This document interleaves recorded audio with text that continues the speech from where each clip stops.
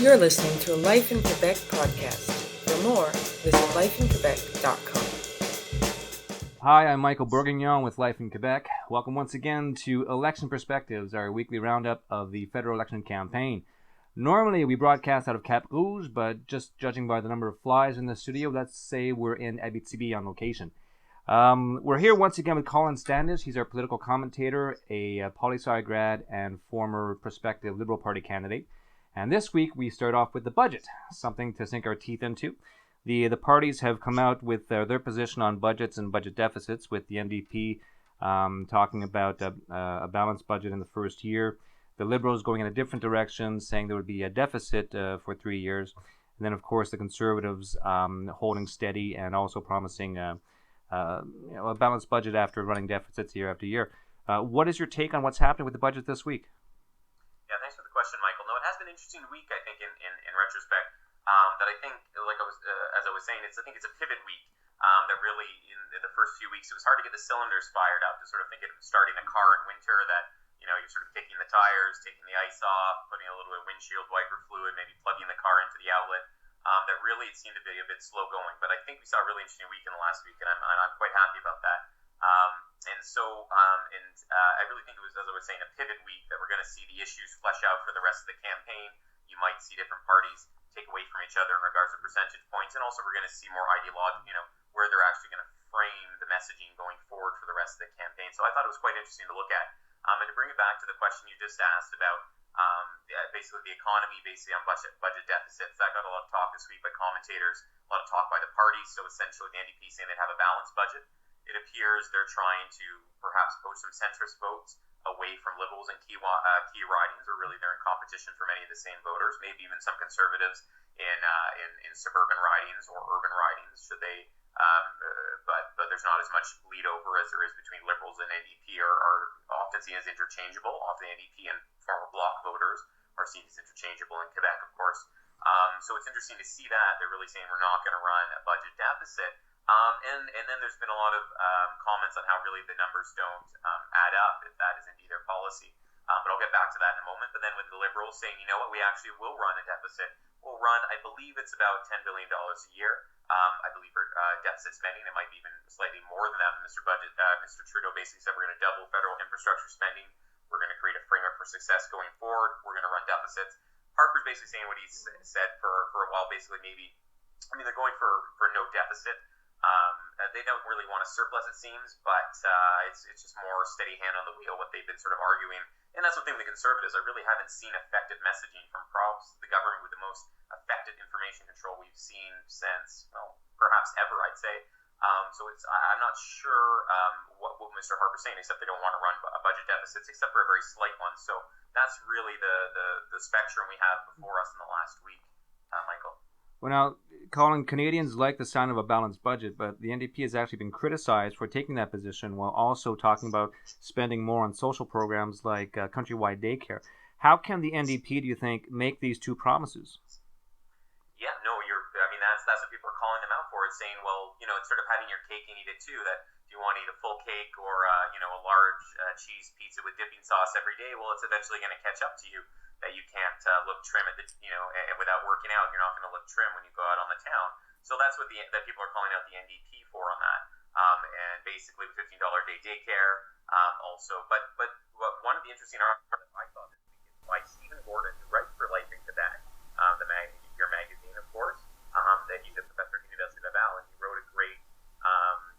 a great perspective on how if the NDP numbers don't necessarily add up, but also with the increased corporate tax rates, they're gonna, they want to increase it by several percent. Well, that's actually going to dry up tax revenues because, of course, in economics, if you create incentives or disincentives, people are going to find ways to, tax avoidance or other ways to ensure, not to ensure necessarily, but to make sure they maximize their profits and they pay less taxes. So Stephen Gordon, who writes for Life in Quebec, an excellent article in Maclean saying basically, even if they increase corporate tax rates, by several percent, it's really actually going to dry up revenues or get a lot less revenues than they're proposing. And the Conservatives and Liberals are starting to say, well, your numbers don't add up. I mean, it's we're looking at tens of billions of dollars that it doesn't add up. So we're starting to see is the NDP ready for prime time? And that's been a question since really, under Jack Layton since 2003, but 2011 they showed that they can, when push comes to shove, they can run an effective campaign. But really now, are they fit to form government is the question before Canadians, and whether they can control the messaging, whether they can actually prove that their numbers add up, or the opposition, or rather their opposition parties can show, and commentators show, just as Stephen Gordon showed, that maybe the numbers don't add up. It's going to be interesting in the days that come forward. That they are not the fiscally responsible managers that they claim to be. However, it's not the Conservatives who are promising 3 years of deficits. So what exactly do you think is the Liberal position on budget deficits, and how does that differ from the Conservative approach? Yes, it's a great question to ask, just between Liberals and Conservatives, what their stance are on the budget. And I'm speaking obviously just as a commentator and my own opinion. So obviously I've been associated with the Liberal Party for many years. I don't have an insider's view necessarily of Mr. Trudeau's plan on this, besides what's been communicated to Canadians, just to make sure everyone knows that. So as far as my understanding goes, with the Liberal Party of Canada, they want to run, they basically want to double federal infrastructure spending, and that would be about $10 billion a year going forward. And so it is interesting, like, to actually say you will run a budget deficit for those reasons. And then of course, what economists and what public policy commentators and what politicians want is obviously you build that hard infrastructure. So you build airports, you build roads, you fix roads, you build rail lines, you build new airports, etc. And that obviously increases market efficiency, that creates new business, that obviously pumps dollars into the economy through new construction, through engineering, through architecture, through even law, even financing. So really you're pumping up the economy and you're creating a framework for success going forward. And often private actors, you and I are not going to go out and buy and build an airport somewhere in the Abitibi, as an example today, or in the Eastern Townships. But the government has those kind of funds to do so. So it's real. I think it's it's effective public policy. It seems to be bounded. It seems to be coherent. It seems to be a national plan as well. So I think it's been well messaged. It's been well received. It's very bold and brave to say I will run deficits for this reason. And so with the Conservatives, basically they're saying, their messaging in this election, I haven't seen much out of the Conservatives. And it's interesting that they'd like to slice and dice the electorate, because really all they need is 40%, and you win, right? You don't need to worry about the other 60% of NDP or liberally minded people. You really just have to worry about your base and then slice off enough of the electorate that you win, right? With 40% of the vote generally. So with them, it's basically a steady hand on the wheel. They might have technical deficits, like with Mr. Flaherty, who unfortunately passed away, very soon after he resigned his position. That he, then in his last budget, he technically did have his deficit, but it was just a structural one. It was basically just to have reserve spending that he could have actually, just for the sake of it, had a balanced budget. But of course, it made prudent fiscal sense just to run a very small deficit. So it's interesting. The differentiation there is fleshing out, and with the NDPs, they would absolutely not have a deficit, even though their spending would be. The numbers don't appear to add up the way many economists and commentators are looking at it. So it's quite interesting. So those seem to be where the parties are standing. It's sort of similar to the first question, but this has been the big story of the week. Well, the messaging of many Conservatives about the deficits up until now has been that these are investments in the economy to avoid the dreaded R word, the recession that we've talked about before. Do you think the Conservative plan and approach can salvage the budget and keep Canada out of recession? Yeah, no, it's interesting. I mean, I'm not an economist by any means, but it is interesting to see that the government's essentially saying we're not in a recession, even though we've seen oil collapse, the price of oil collapse, and much of our economy is built on the energy sector, and certainly having a very strong Alberta, and that seems to be changing. So it's interesting. What's the government going to do in that respect? So on the recession, actually, this sort of plays into. We'll see. I think it plays into Liberals' hands more so to say we're going to build hard infrastructure, which actually is a coherent national plan, not knowing the specific details. I don't think they come out, we build bridges here, etc. But to make sure that we're pumping dollars into the economy, that when the economy, when it's slagging, you have the money coming in, and then as well when the economy starts to take off, well, you have better infrastructure in place, so suddenly you're dancing on the moon again, or that's the theory. And certainly with Harper sort of saying we're not in a recession, sort of dilly-dallying, that we're going to see some new numbers come out of the government. I believe there's a financial update coming very soon. I wish I knew the date, but it's something that would be interesting for Canadians to see. And I think we've seen a pivot week, like I was saying before. You see the NDP saying we have these elaborate social plans and we're never going to run a budget deficit. Liberals saying, you know what, we're going to run a budget deficit and we're going to have a coherent national strategy to do so. And then with the Conservatives, sort of, it's almost like ostrich syndrome. It's sort of put your head in the ground and, see no evil, speak no evil, hear no evil. So it's going to be interesting. What's the truth? And Canadians are going to have to decide on October 19th. And certainly economists and public policy commentators and even opinion commentators like myself are going to weigh in on that before then as well. Just in the time that we have left, I'd like to look at perhaps the lighter side of the campaign, and I'm talking about the campaign posters that are out there. This is only week 4 of the 11-week campaign. The posters, especially for the Liberals, have gained a lot of attention for their unique look, shall we say. Some people have said that they look sort of moody, sort of, like mean film stars of some sort. Like these are movie posters. I don't necessarily share that opinion, but I'm just curious. Do you think there's a Liberal strategy here to sort of adopt a certain look, a certain dynamic sort of image? Yeah, no, it is an interesting comment, and it is something that has raised interest. That the Liberal Party of Canada ones, they changed it right just after the election as sort of like avatars. Sort of look is what I think, and it's interesting, and to see, I believe there's been comments about the lack of the mention of the Trudeau team or Justin Trudeau team on most posters and signs. So, to have a strategy that attracts attention, that attracts opinion, I think it's an effective one. I like them personally. I guess it's a matter of taste, but generally election signs are pretty boring and generally aren't always that well done. But I feel that they're effective. Certainly the Liberal Party of Canada ones. I haven't heard too much about any others, but they have a raised comment. So that's a job well done in itself. That people actually talking about election signs isn't that normal. So I think that's good. And sort of the lighter side of the campaign, we're getting to that. But there's some interesting articles out there, or there's a few little quirks that came out of the last week. I believe his name's Stephen Fletcher. He's an MP from Alberta. He's the man who's a quadriplegic in the wheelchair we see sometimes in the House of Commons.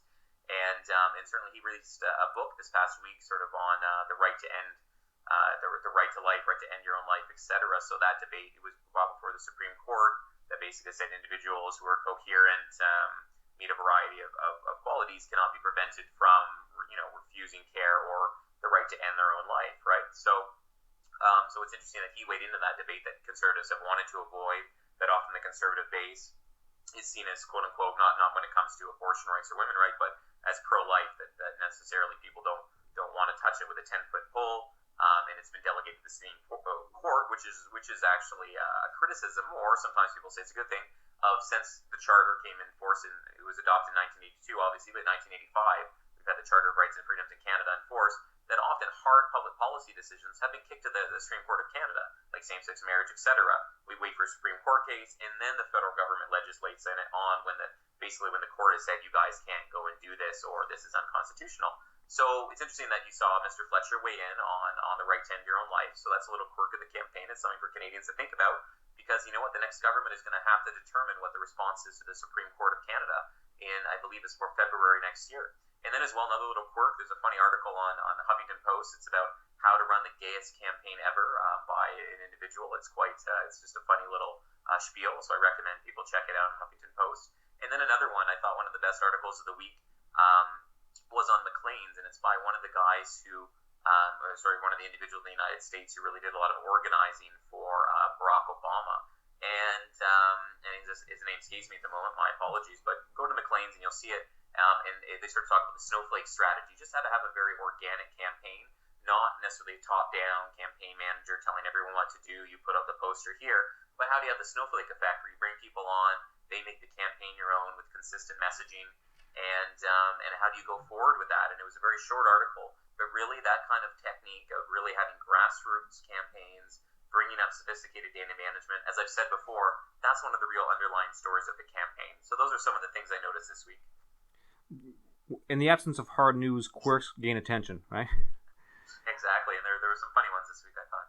Well, another one that came up was the issue of volunteers. Now, you talked about people getting on board, and with the issues that are coming out now, do you think maybe we're a bit too early in the campaign? Getting back to the posters for a second, the posters are out there, but are people paying attention? People are still on the beach. Is it easy to get volunteers to work? Are we going to see more after Labor Day, in other words? No, No, certainly that's a good that's interesting perspective. Is what is happening on the ground, right? Because so much of what we see in papers is commentary. We hear about what the leaders are saying. We see we see the press release. We see what they want you to see, but really, ground game is so critically important that we saw the NDP win in 2011 with very little ground game, with candidates who'd never even been to their ridings. But even today, we see candidates with only several $1,000s in the bank. And then you see many Liberal candidates. I know the candidate Louis Hébert, who was covered in Life in Quebec, Joel Lightbound. He was actually only nominated after the election call, after the writ was dropped. So how are these candidates? I know Joel has done a very good job, and because I know him personally, and I know other candidates have. But when you only have several weeks or months or even days to organize, that's very difficult for a campaign. So look at what I'm seeing personally is that there's many volunteers organizing the campaign, as there always are, and certainly the Liberal Party of Canada, which I am a member of still. It's important for viewers to know that. Are generally, it used to be known as Big Red Machine. There's people that are very intimately involved who want to make the phone calls, go door to door, etc. Those exist on every single campaign. But to give Canadians an idea, maybe for me it's the world I've lived in for many years. But really, you have the campaign office, you have coffee, beer, and Coke or Diet Coke in equal quantities, blocking every corner of it, along with chocolate chip cookies. You have a bunch of desks set up. You have computers. You have telephones. You have a campaign manager that's overworked with a volunteer director. With often, then there'll be someone else, maybe communications director at times. So they'll always be in the office.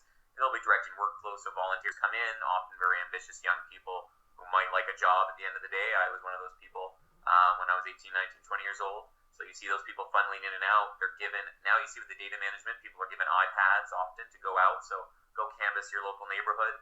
The data is inputted in real time using GPS, using Google Maps. It's really quite sophisticated. I got to use it the other week when I went some door to door. And so that's uploaded back into Liberal List, into the servers, and every party has this. So that's sort of, I don't know how foreign that is to Canadians, but that's sort of the drill on the ground. And then obviously you have the candidate out there. Candidates aren't usually in the office. They're going to be out going door to door to events or meeting opinion leaders. They have more time in this election to do some of the smaller stuff they might have avoided, like to make sure they're at every church basement all the time. But that's sort of how politics works on the ground, and that hasn't changed. What I'm not seeing it has changed that much. And then of course you have those little offices, basically franchises of the party in every single riding association, but often fundraising and organization is left up to the local riding association, right? So you have those people. You have a president, vice president, treasurer, basically in control of that, who've appointed the campaign staff, or usually who the candidate wants. And then, of course, you have the actual party itself, sometimes on a regional level, but I think it's usually provincial now. And then you have the national level. So they're sending down the bullet points for the day. So if for example, I don't know if this is true or not, last week Liberal candidates probably would have gotten word on the press release on deficit spending.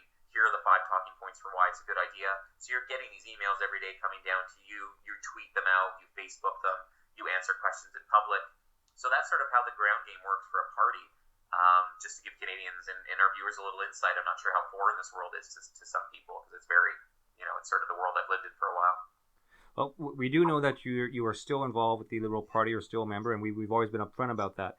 Which is why we appreciate your ability to talk about the campaign with us from an objective viewpoint. That said, it's always a pleasure talking to you. We are out of time for this week. We look forward to talking to you again next week, Colin. And I'd like to thank our viewers as well for tuning in to Election Perspectives with Life in Quebec. Thank you for listening to a Life in Quebec podcast. For more news, editorials, and opinion, visit lifeinquebec.com.